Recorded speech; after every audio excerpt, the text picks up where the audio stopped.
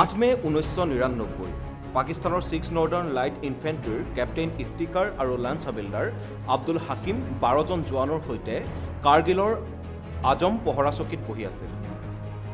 তেওঁলোকে দেখিলে যে কেইজনমান ভাৰতীয় পশুপালকে নিজৰ ভেড়াবোৰ চৰাই আছে। পাকিস্তানী সৈনিকসকলে নিজৰ মাজত আলোচনা কৰিলে এইসকল পালকক বন্দী কৰি ৰখা যাওক নেকি, কিন্তু তেওঁলোকক যাবলৈ দিয়া হ'ল। প্ৰায় 1.5 ঘণ্টাৰ পিছত সেই ভেড়াপালকসকল ভাৰতীয় সেনাৰ 6-7জন জোৱানৰ সৈতে পুনৰ আহিল। ভাৰতীয় জোৱানসকলে তেওঁলোকৰ দূৰবীণেৰে অঞ্চলটো পৰ্যবেক্ষণ কৰিলে আৰু গুচি গ'ল।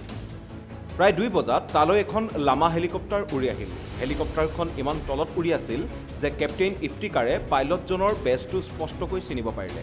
সেয়া আছিল প্ৰথম ক্ষণ যেতিয়া ভাৰতীয় সেনাৰ প্ৰথমবাৰৰ বাবে দৃষ্টিগোচৰ হয় যে বহুসংখ্যক পাকিস্তানী সেনাই কাৰ্গিলৰ পৰ্বতৰ উচ্চ স্থানত নিজৰ খোপনি পুতিছে। পিছদিনা পুনৰ 2খন লামা হেলিকপ্টাৰ তাত উপস্থিত হয়গৈ আৰু আজম, তাৰিফ আৰু তছফিন চৌকীত গুলীবৰ্ষণ কৰিলে।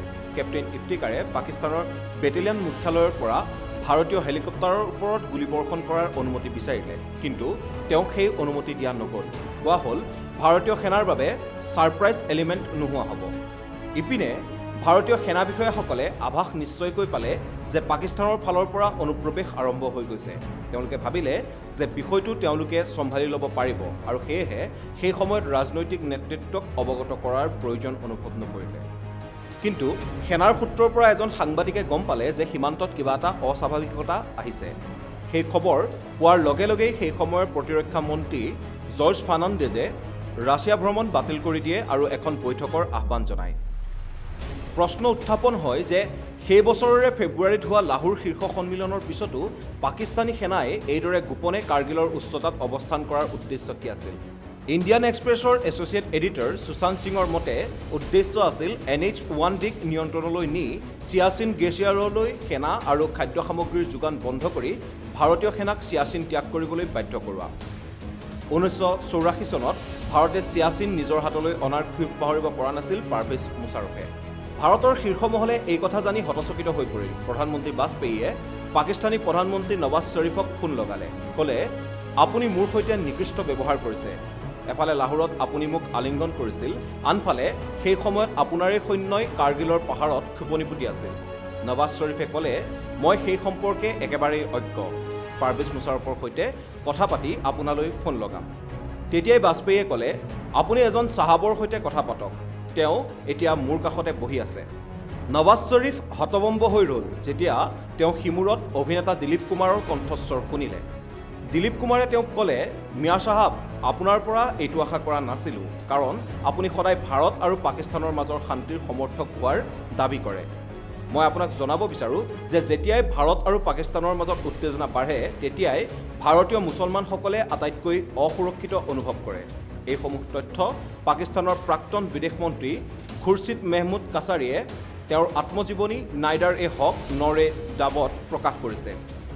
পাকিস্তানৰ এই গোপন অভিসন্ধিৰ উত্তৰ কিন্তু ভাৰতে যোগ্যভাৱেই দিলে। প্ৰাক্তন লেফটেনেণ্ট জেনেৰেল SS পানাগে কয়, मैं कहूँगा कि एक स्ट्रेटेजिकली एक ब्रिलियंट प्लान था कि एक खाली इलाके को, बहुत बड़े इलाके को आके उन्होंने उसके ऊपर कब्जा कर लिया। हमारी जो लाइफलाइन है लद्दाख की, जो रोड जाती है श्रीनगर से जोजिला पास से होकर लेह को और आगे सियाचिन ग्लेशियर तक जो मेंटेन करती है, जो सिर्फ समर्स में खुलती है, उसके ऊपर हावी हो गए। ये एक बहुत बड़ी अचीवमेंट थी उनकी, टैक्टिकली एक बहुत बड़ी सक्सेस थी उनकी इस लेवल को कि आगे कब्जा कर लिया। लेकिन स्ट्रैटेजिकली क्या कि एंड में क्या होने वाला है, आगे क्या होगा, ये उन्होंने सोचा नहीं था। 3 मई से लेकर जून के पहले हफ्ते तक जो हमारी परफॉर्मेंस थी वो बिल्कुल बिलो पार थी, और मैं कहूँगा कि हमारी परफॉर्मेंस शर्मनाक थी पहले 1 महीने। उसके बाद जब 8 डिवीजन ने चार्ज लिया और फिर हमें थोड़ा सा उस बात का एहसास हो गया कि इस इलाके में कैसे ऑपरेट करना है, डेफिनेटली ये एक बहुत मुश्किल ऑपरेशन था, क्योंकि एक तो पहाड़ियाँ जो हैं उनके ऊपर उनका कब्जा, आप नीचे हो वो ऊपर है। ये सबसे मुश्किल ऑपरेशन होता है, जैसे कि आप आदमी सीढ़ियों के ऊपर खड़ा हुआ है, आप नीचे से चढ़ के उसको नीचे उतारने की कोशिश कर रहे हैं। और दूसरा ऑक्सीजन की कमी। तीसरी बड़ी बात ये थी कि कुछ हद तक हमारी ट्रेनिंग भी इस मामले में ऑफेंसिव में कमजोर थी। জেনেৰেল পাৰভেজ মুশ্বাৰফেও বাৰে বাৰে কয় যে তেওঁৰ দৃষ্টিত সেয়া এক অতি ফলপ্ৰসূ পৰিকল্পনা আছিল। যিয়ে ভাৰতীয় সৈন্যক গভীৰ সংকটত পেলাবলৈ সক্ষম হৈছিল। তেওঁৰ আত্মজীৱনী ইন দ্য লাইন অফ ফায়াৰত তেওঁ লিখিছে, ভাৰতে আমাৰ চকীসমূহত সম্পূৰ্ণ ব্ৰিগেড লৈ আক্ৰমণ কৰিছিল। তাত আমাৰ মাত্ৰ 8-9জন সৈনিক উপস্থিত আছিল। জুনৰ মাজলৈকে তেওঁলোকে বিশেষ সফলতা লাভ কৰা নাছিল। পাহাৰে সদায় আত্মৰক্ষাত সহায় কৰে। ভাৰতে নিজে স্বীকাৰ কৰে যে তেওঁলোকৰ 600তকৈও অধিক জোৱান নিহত আৰু 1500তকৈও অধিক আহত হৈছিল। আমাৰ তথ্যমতে প্ৰকৃত সংখ্যা ইয়াতকৈ অধিক হ'ব। ভাৰতত হতাহতৰ বৃহৎ সংখ্যাৰ বাবে কফিনৰ আকালে দেখা দিছিল আৰু পিছত কফিনক লৈ এটা কেলেংকাৰীও পোহৰলৈ আহিছিল। কিন্তু জুনৰ দ্বিতীয় সপ্তাহ আহোঁতে আহোঁতে ভাৰতীয় সেনাৰ নিয়ন্ত্ৰণলৈ বস্তুবোৰ আহিবলৈ ধৰিলে।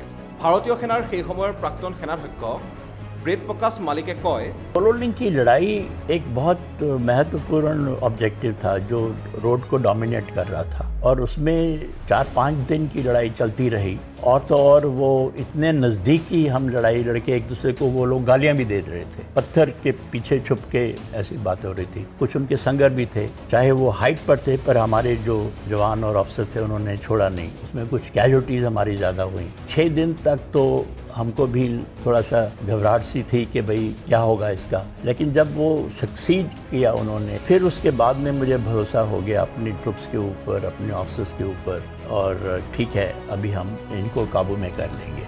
এই যুদ্ধ প্ৰায় 100 কিলোমিটাৰ এলেকা জুৰি হৈছিল আৰু প্ৰায় 1700 পাকিস্তানী সেনা ভাৰতৰ ভূখণ্ডৰ প্ৰায় 8ৰ পৰা 9 কিলোমিটাৰ ভিতৰত প্ৰৱেশ কৰিছিল।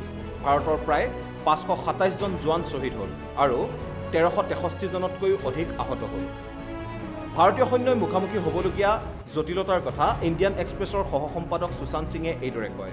फौज में सेइंग होती है कि माउंटेन्स ईट्स ट्रूप्स। नॉर्मल जगह पर प्लेन्स में अटैकिंग फोर्स में 3 गुना होनी चाहिए जो डिफेंडिंग फोर्स है उससे, पर माउंटेन्स में उसको तकरीबन 9 गुना, और कारगिल जैसे माउंटेन पे तकरीबन 27 गुना। मतलब अगर एक जवान दुश्मन का कहीं बैठा हुआ है तो आपको उसको हटाने के लिए अपने 27 जवान लगाने पड़ेंगे। भारत ने इनिशियली डिविजन्स लगाए, उसके बाद एडिशनल बटालियंस बहुत इंडक्ट की गई और बहुत शॉर्ट नोटिस पे इंडक्ट की गई और बहुत आर्टिलरी रेजिमेंट्स इंडक्ट की गई, और वो तो इंडक्शन बिल्डअप होता रहा तकरीबन जून तक।